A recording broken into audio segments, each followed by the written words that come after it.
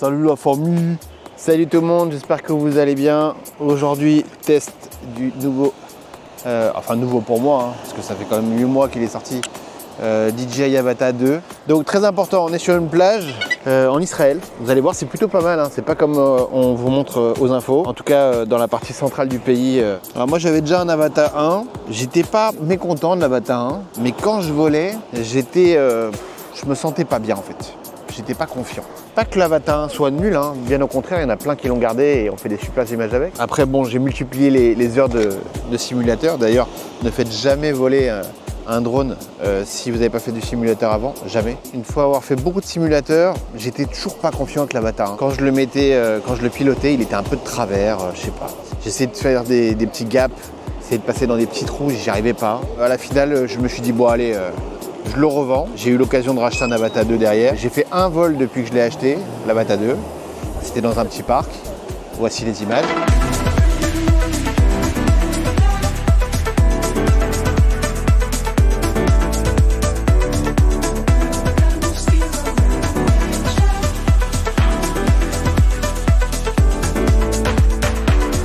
Et là, par contre, tout de suite, je me suis senti hyper confiant.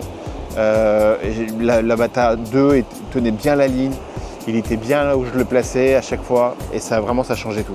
Brancher les lunettes, c'est aussi un des raffinements de l'Avata 2 que j'adore, c'est que c'est livré directement avec des lunettes avec une batterie intégrée. Vous n'avez pas une sorte de fil ou de cordon horrible qui pendouille.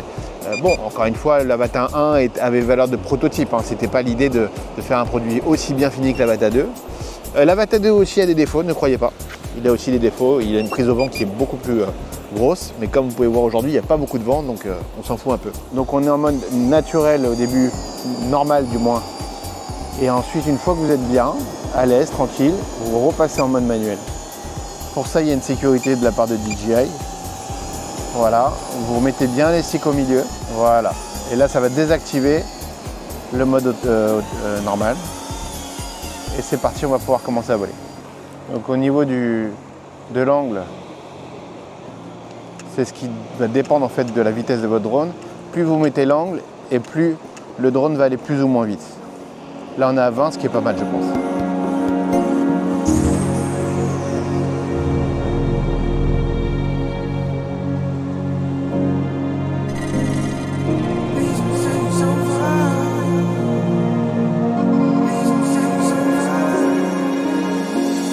Très important, bien mémoriser la touche d'urgence qui vous permet, si vous avez un problème, de presser le bouton et d'arrêter le drone là où il se trouve.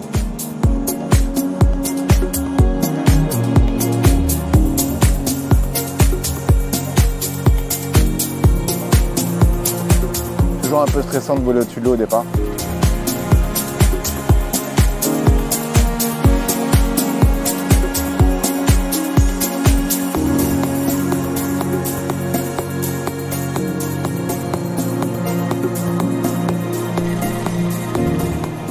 Voilà, tout l'avantage d'un FPV, c'est, voyez, de voler comme ça à même le sable, même l'eau aussi, j'ai envie de dire.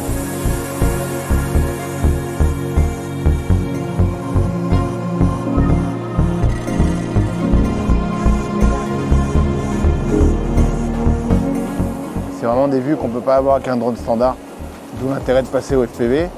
Alors moi, j'avais fait un premier test FPV en 2016-2017 par là.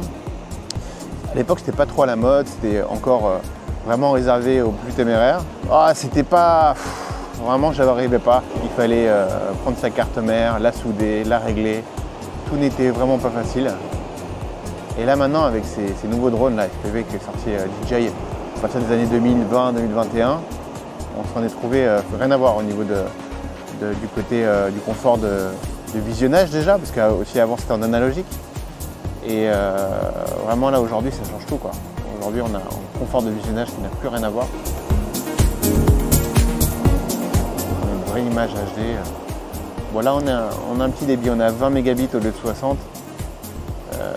d'origine. Je l'ai passé en FCC celui-là. FCC c'est-à-dire que je suis sur une norme américaine et non pas une norme européenne. C'est plus ou moins toléré, bon c'est pas vraiment toléré mais on va dire qu'on n'a pas trop le choix parce qu'en euros, avec la norme européenne, on ne peut pas faire grand chose. Voilà, là je me sens vraiment plus à l'aise dans mon vol. Au début il faut quelques minutes d'adaptation. Et donc du coup je vais commencer à passer mon angle à 37 degrés, c'est pas mal. 38 degrés. Et donc plus mon angle de la caméra de mon drone va être obtus, et plus le drone va aller vite.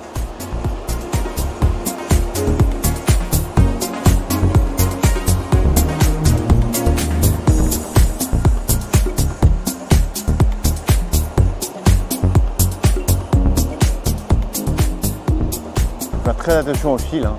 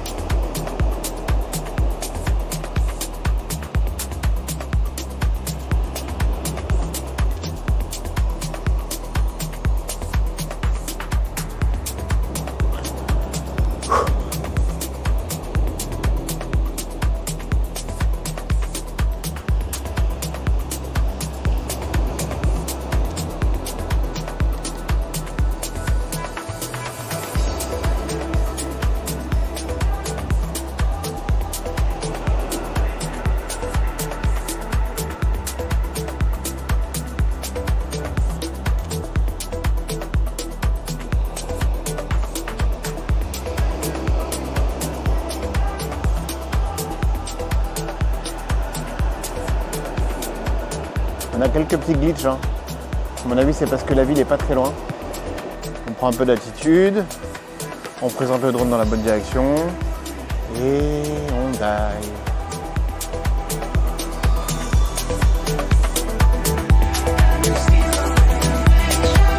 C'est quand même pas mal pour un Cinewhoop. Cinewhoop, vous savez, c'est les petits ducts qu'il y a autour du drone, qui permet de le faire voler dans des environnements beaucoup plus dangereux et intérieurs, on va dire. Alors que là, on n'est pas du tout dans ces environnements-là, hein. On est quand même dans un environnement beaucoup plus nature. Et c'est là où l'Avata 2, contrairement à l'Avata 1, performe, c'est qu'il a des moteurs plus puissants. Et donc du coup, on peut faire des choses, on va dire, plus variées.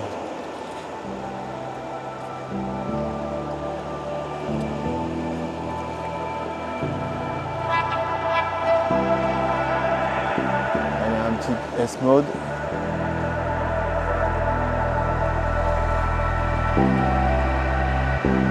J'ai un peu de prop watch, mais ça va.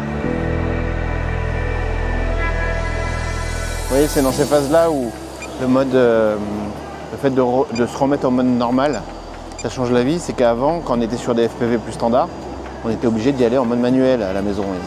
Et Dieu sait que c'était pas évident. C'est pas impossible, mais c'est pas évident. Allez, démarrage des moteurs, on y va, en mode normal, et c'est parti.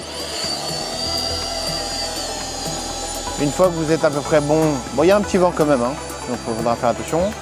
Une fois que vous êtes bon, on repasse en mode manuel. Voilà, les deux petits sticks comme tout à l'heure. Ouais, j'ai l'impression d'avoir une réception beaucoup mieux, hein, vraiment rien à voir. Ouais, c'est pas gagné pour autant, dès qu'on s'éloigne. Oh là là, regardez-moi ce bleu là.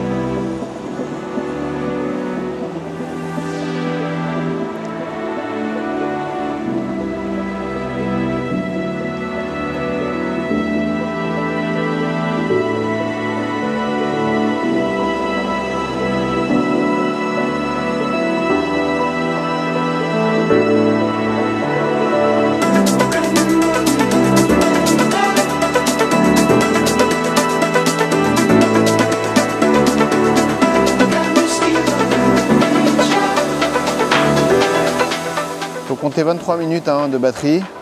Bon, dans les faits, on n'est pas 23 minutes, hein, on est à, ça c'est les données constructeurs, on est plutôt à 10-15.